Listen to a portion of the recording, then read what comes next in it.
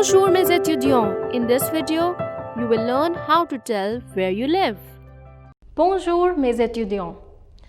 In this video, you will be learning how to tell someone where do you live. J'habite à Delhi. I live in Delhi. Here j'habite means I live, à Delhi means in Delhi. Delhi est une ville. Delhi is a city. What if I had to say I live in India? I would have said j'habite en Inde. Here j'habite, as you already know, it means I live, and en Inde means in India. Let us see both the examples that we just took together.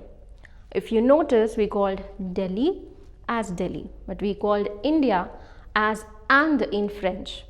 Why do you think that is? Because the city names remain same as they are in your native language, but the country names, they change.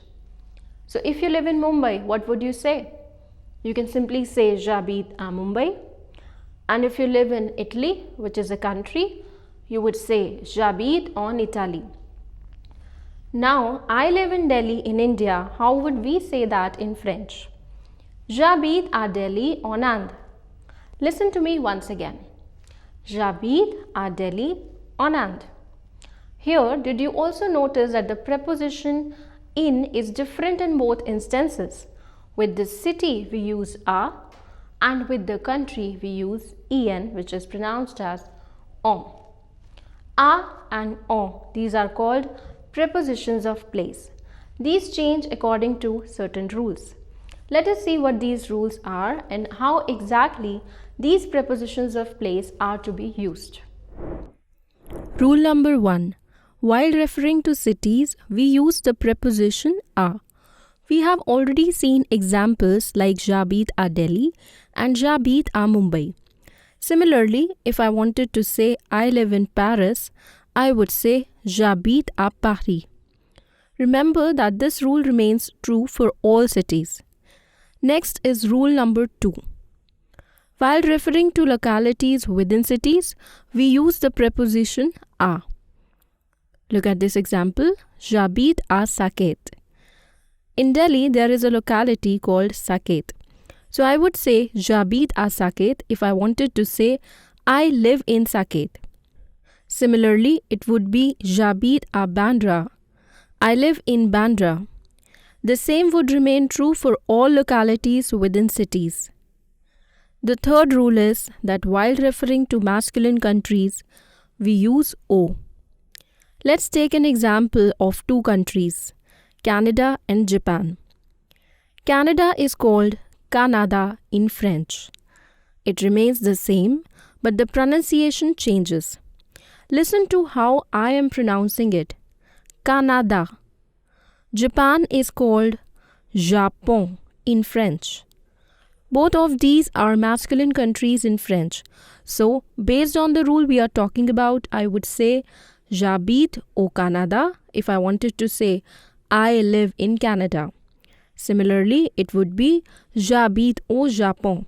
So this is how we use the preposition au before masculine countries. Now coming down to the fourth rule. While referring to feminine countries, we use en. J'habite en Inde. Do you remember we had taken this example a little while ago? J'habite en Inde, it means I live in India. Here, as we can see, en means in. L'Inde est un pays féminin en français. India is a feminine country in French. And that is the reason why we use en before it in this sentence. Let's take the example of another country. J'habite en Italie. I live in Italy. Italie est féminin.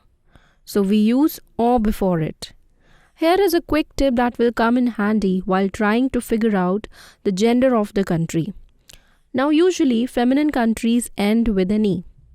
But there are a few exceptions to this. Mexique, Mozambique, Zimbabwe, and Cambodia. These 4 countries are masculine. The fifth rule is, while referring to countries that start with a vowel, we use en even if the countries are masculine. For example, J'habite en Iran. I live in Iran. Now here, even though Iran is a masculine country, we use the preposition en. Why? Since it starts with vowel I. Even though the spelling of Iran is same as in English, the pronunciation is different. It's Iran. Now, finally, the last rule, which is the sixth rule, is while referring to plural countries, we use O. J'habite aux États-Unis. I live in the United States of America. See, we have used O before the United States of America, since États-Unis in French is plural. Let's take another example. J'habite aux Pays-Bas. I live in the Netherlands. Here too we have used O since Netherlands, which is Pays-Bas in French, is plural. That's it.